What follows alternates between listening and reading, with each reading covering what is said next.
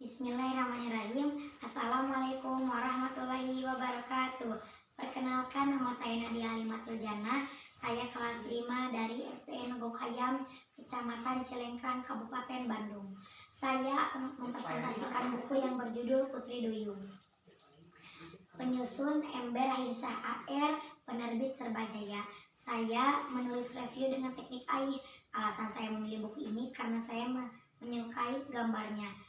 Perpaduan warna hijau, biru, oranye, menurut saya itu sangat indah. Buku ini bercerita tentang seorang putri cantik yang bernama Ariel. Konon ia adalah putri dewa laut yang bernama Triton. Sebenarnya Ariel banyak teman di bawah laut, tapi Ariel lebih suka bermain di atas permukaan laut atau di tempat-tempat pulau-pulau yang kosong. Sementara para penghuni istana bawah laut lebih suka tinggal di dasar samudra. Begitu seringnya Ariel ke permukaan laut sehingga ayahnya si dewa laut memperingatkannya bahwa di atas sana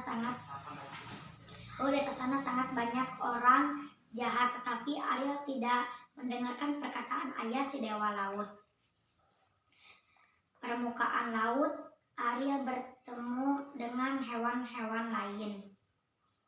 Mereka bermain dengan gembira. Tidak berapa lama datang sepasang angsa raksasa.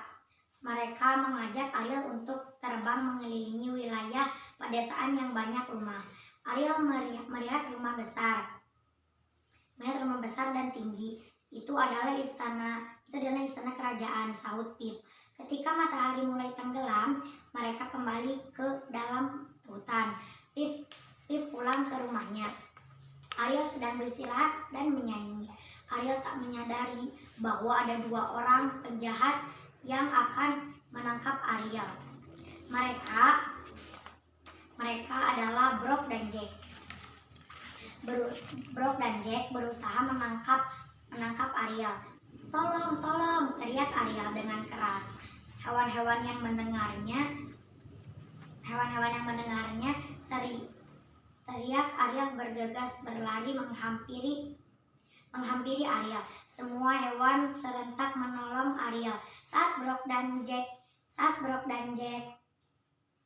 sudah kehabisan tenaga, mereka kembali ke desa. Ariel pun berkata terima kasih kepada kawan-kawan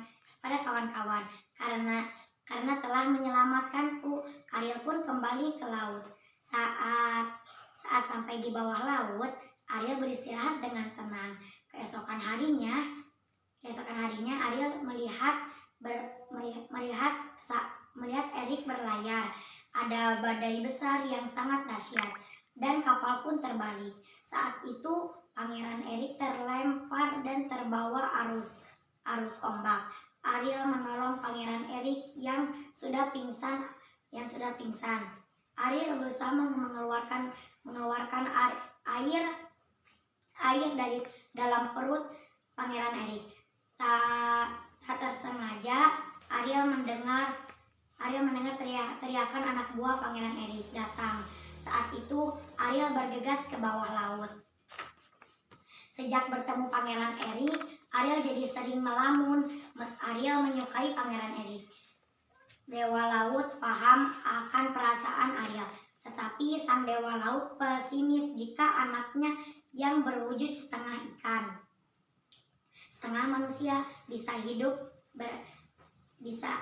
yang berwujud setengah ikan dan setengah manusia bisa hidup bersama Pangeran Erik. Sang dewa pun memberi dua mutiara ajaib. Mutiara pertama bisa mengubah Ariel menjadi manusia. Mutiara kedua bisa menghidupkan orang mati yang keracunan.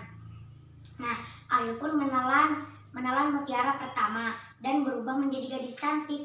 Saat itulah Ariel bertemu dengan Pangeran Erik.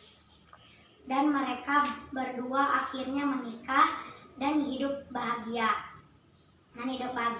Tetapi ada seorang gadis yang bernama Tera yang sangat benci kepada Ariel. Suatu hari, Tera memasukkan racun ke dalam minum Ariel. Tetapi minuman Ariel itu malah diminum oleh Pangeran Erik. Lalu Pangeran Erik pun pingsan. Tera menuduh Ariel telah membunuh Pangeran Erik. Tetapi Ariel masih mempunyai mutiara kedua. Ariel memasukkan mutiara yang kedua ke dalam mulut Pangeran Erik. Setelah Pangeran Erik siuman, Ariel berlari ke arah pantai. Ariel hendak meninggalkan Pangeran Erik. Ariel ingat nasihat ayahnya bahwa dunia penuh kekejaman dan fitnah. Ternyata di sana ayahnya si Dewa Laut sudah menantinya dengan kereta. Marilah anakku, kita kembali ke dunia kita sendiri. Begitu menyambut air laut, tubuh Ariel berubah lagi menjadi ikan duyung. Hikmah dari buku ini adalah: pertama, kita harus menurut kepada nasihat orang tua. Kedua, kita tidak boleh memaksakan kehendak, karena sesuatu yang dipaksakan tidak akan berhasil dengan baik. Sekian presentasi buku ini. Wabillahi taufiq wal hidayah. Wassalamualaikum warahmatullahi wabarakatuh.